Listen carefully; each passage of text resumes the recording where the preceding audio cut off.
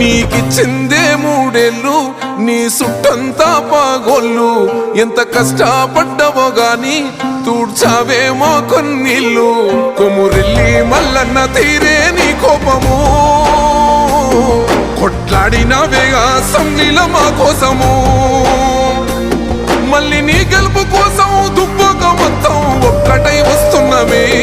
నువ్వు మాతో ఉంటే సాలో అన్న రఘన్నా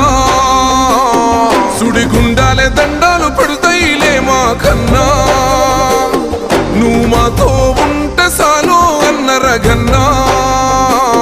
నిన్ను మించి నోడే లేడే దుబ్బాక కన్నా